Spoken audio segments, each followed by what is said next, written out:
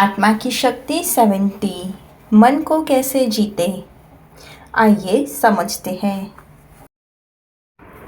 मन को कैसे जीते।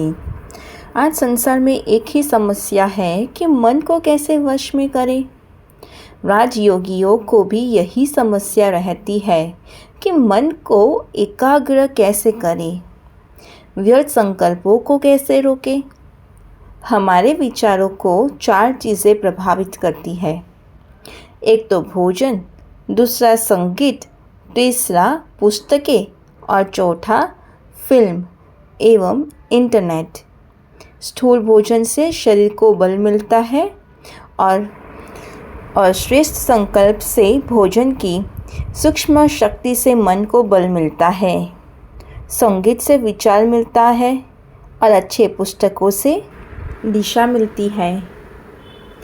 इन सब का मन पर बहुत असर होता है। इनसे विचारों को बल मिलता है। हमारा मन एक पृथ्वी की तरह है।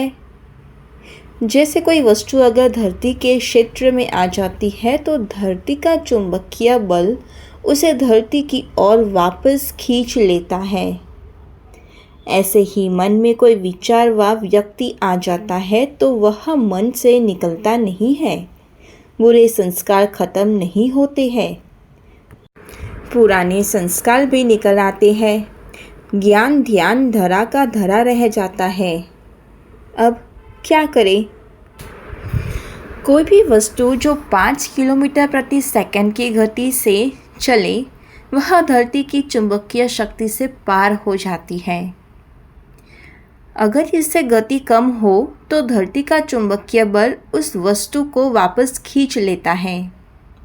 इसी तरह से अगर हम मन से किसी बुरे संस्कार व विचार को मन से निकलना चाहते हैं तथा हमारे पर दिन भर किसी बुरे संस्कार का असर ना हो तो बुरे संस्कार या विचार के विपरीत जो गुण चाहिए वो कम से कम 10,000 बार मन में रिपीट करो। इससे इतना बल पैदा होगा जो एक दिन किसी बुराई का असर नहीं होगा। या 2.5 घंटे राजयोग का अभ्यास करो या 25 पेज आत्मा की बातें व मुरली या अन्य कोई सकारात्मक बुक पढ़ो, वो भी ध्यान से। या हम किसी अच्छे कार्य में अच्छे विचारों से साथ बिजी रखो। भाव यह है कि कम से कम 10,000 शुद्ध संकल्प हर रोज़ चलाए, तब बुरे संस्कार मन से निकलेंगे। नहीं तो यह रूप बदल कर चेतन मन में पड़े रहते हैं, चाहे आप कितने भी महान हो। विघ्न की जड़ यही चेतन मन है। यह मन आसानी से नहीं मांगता।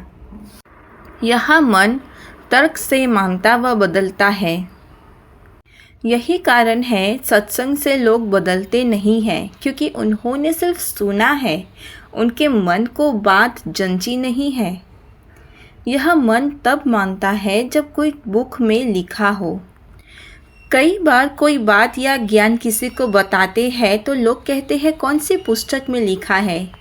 हम भी मन को तभी जीत पाएंगे जब हम अच्छी पुस्तकें पढ़ेंगे व अच्छा सुनेंगे। नहीं तो सारी ज़िंदगी आपस में टकराते ही रहेंगे। किसी बात को बार बार सोचकर दोहराए तब ये मन मानता है। हमारा सबकॉन्शियस माइंड पढ़ा हुए से ज़्यादा सुना हुआ उनके साथ अगर लिखते हैं तो जल्दी याद रहता है। ये सबसे अधिक देखा हुआ जल्दी याद रहता है। इसलिए संकल्प के साथ विजुअलाइजिंग करने से कंसंट्रेशन पावर बढ़ती है। तब बीजरूप स्थिति में हमारे संचित पाप कर्म भस्म होते हैं और संस्कार परिवर्तन होते हैं। ओम शांति।